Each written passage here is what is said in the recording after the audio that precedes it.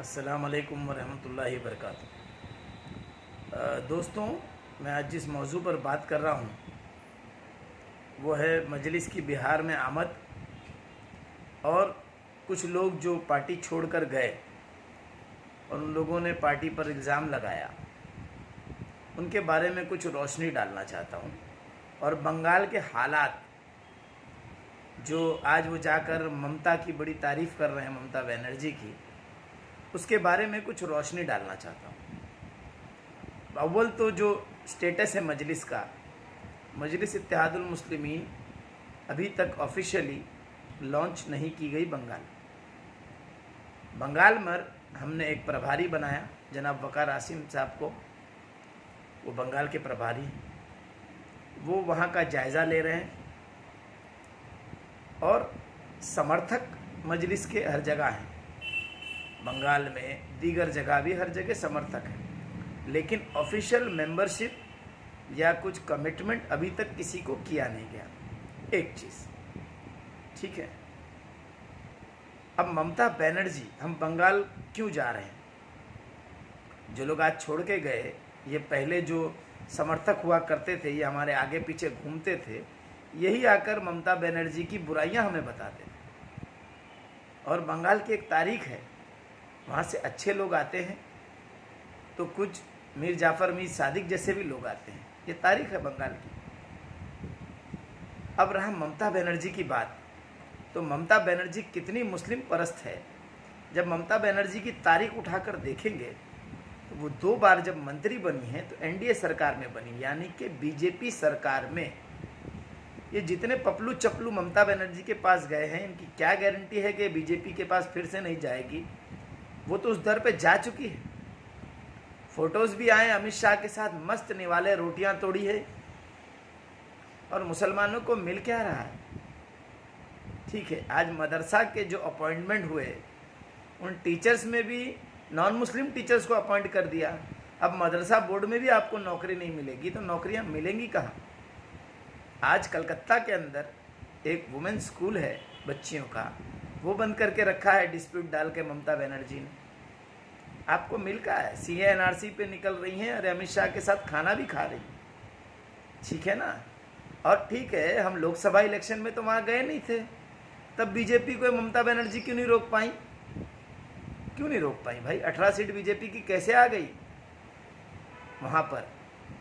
ठीक है, और हम कहीं भी अपनी मर्जी से नहीं जाते। आवाम, वहाँ की आवाम चाह रही है, वहाँ लाखों करोड़ों लोग मैसेजेस कर रहे हैं कि मजलिस इत्तेहादुल मुस्लिमीन बंगाल को आए। और बिहार की फतह के बाद तो और तेज़ी से कलकत्ता में ज़मीरुल हसन साहब हैं, मालदा में दीगर लोग हैं, मतिउर रहमान हैं, ये सब बच्चे और बड़े बुजुर्ग काम कर रहे हैं। आप ऐसे मजलिस को बोल रहे हैं कि हम छोड़ के चले गए, और मीडिया में क्या चला रहे हैं कि आप प्रेसिडेंट हैं। क्या प्रूफ है भाई आप प्रेसिडेंट थे?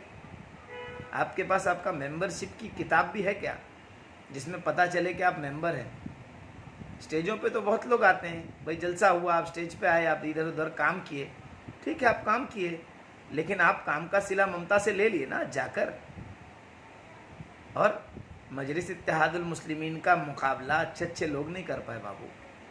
ये डराने धमकाने से डरने वाली जमात नहीं है। मजलिस इंशाअल्लाह जब बंगाल को आएगी देख लेंगे। ठीक है, आप भी बंगाल के लोकल नहीं हैं, बाहर से आके बसे हैं बंगाल में। जो बंगाल के मूल निवासी हैं वो चाह रहे हैं जमात वहाँ पर आए। लॉकडाउन में क्या मदद किया आपने लोगों की? क्या मदद किया बताइए?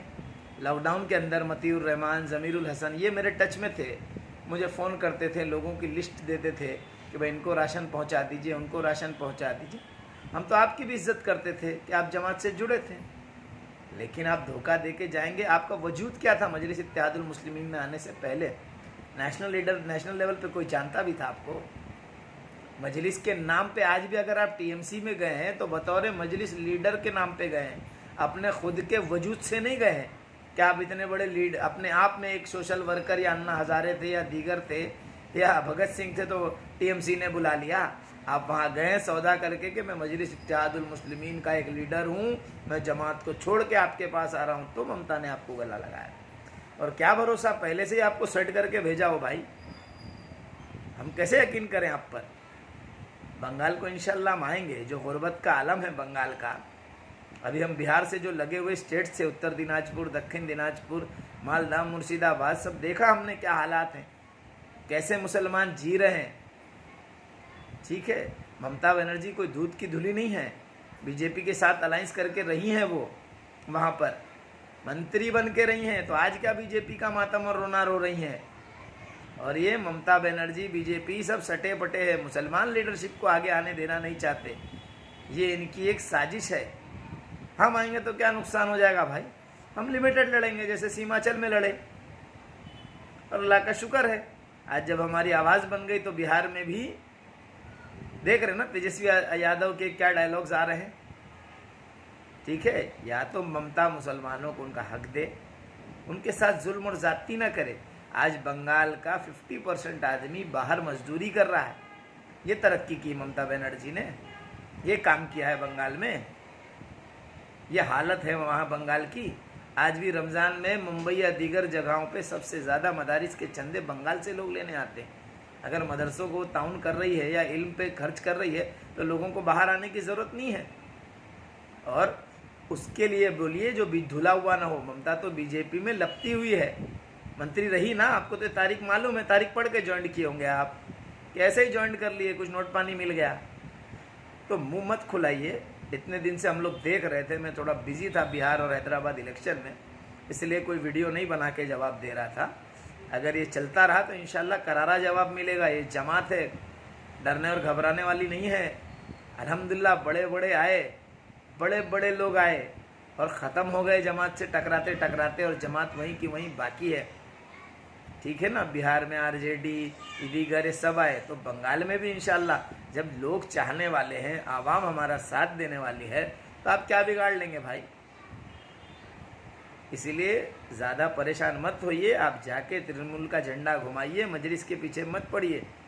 इंशाल्लाह जब आएंगे ना तो आपकी दीदी को भी आना पड़ेगा बैरिस्टर असदुद्दीन ओवैसी साहब से मिलने। अब वो दिन दूर हो गए, ठीक है ना, अब वो दिन गए, अब बराबर जवाब मिलता है और बराबर काम होता, अल्लाह का शुक्र है।